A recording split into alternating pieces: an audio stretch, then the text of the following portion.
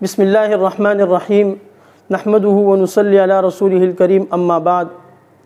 ایک بھائی نے سوال پوچھا ہے کہ سورہ توبہ کے شروع میں بسم اللہ کیوں نہیں لکھی جاتی اور کیوں نہیں پڑھی جاتی؟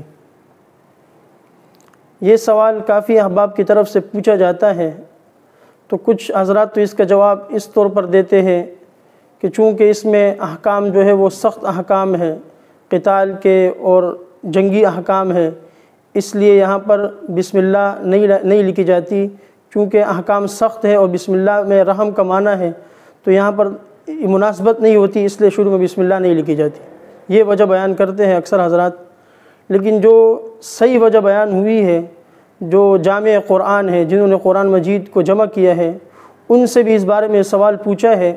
حضرت ابن عباس رضی اللہ تعالیٰ عنہ نے انہوں نے سوال پوچھا ہے کہ سورہ توبہ کے شروع میں بسم اللہ کیوں نہیں لکھی جاتی؟ حضرت عثمان غنی رضی اللہ عنہ سے پوچھا کہ آپ نے جب قرآن جمع کیا تو اس کے سورہ توبہ کے شروع میں بسم اللہ کیوں نہیں لکھی؟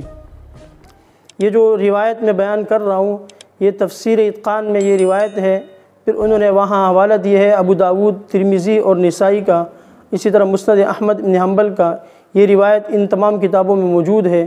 سوال یہ کیا حضرت ابن عباس نے حضرت عثمان غنی رضی اللہ تعالیٰ عنہ سے، چونکہ قرآن انہوں نے جمع کیا ہے، جامع القرآن ان کا لقب ہے، تو ان سے یہ سوال پوچھا ہے کہ آپ نے جب یہ قرآن مجید جمع کیا ہے تو آپ نے سورہ توبہ کے شروع میں بسم اللہ کیوں نہیں لکھی؟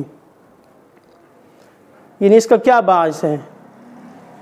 تو یہ اس پورے جو روایت ہے، پوری روایت، اس میں عثمان غنی رضی اللہ تعالیٰ نے مختلف سوالات پوچھے ہیں۔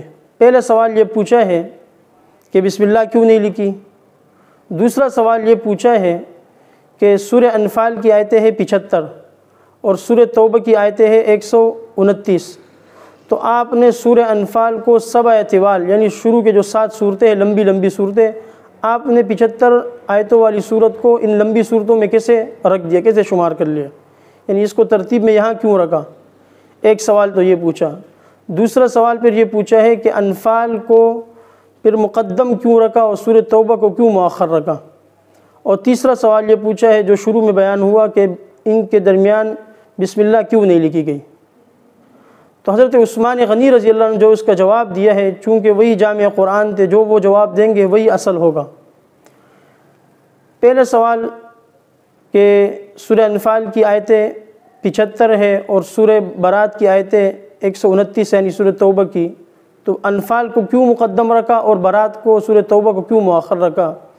اس کی وجہ یہ تھی کہ سورہ انفال یہ مدینہ طیبہ میں شروع میں نازل ہوئی تھی، اور سورہ توبہ یہ مدینہ طیبہ میں آخری دور میں نبی علیہ الصلوۃ والسلام کے آخری زمانے میں یہ نازل ہوئی ہے۔ اس لیے حضرت عثمان غنی رضی اللہ تعالیٰ عنہ نے سورہ انفال کو مقدم رکھا اور سورہ توبہ کو مؤخر رکھا۔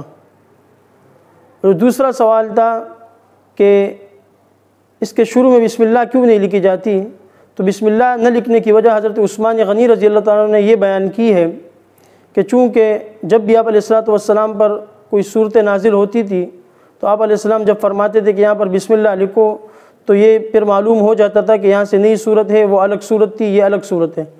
لیکن جب سورہ توبہ نازل ہوئی تو اس میں آپ علیہ الصلوۃ والسلام نے یہ نہیں بیان فرمایا کہ بسم اللہ کہاں لکھنی ہے، کہاں نہیں لکھنی ہے، اس حوالے سے کچھ بھی نہیں بیان فرمایا۔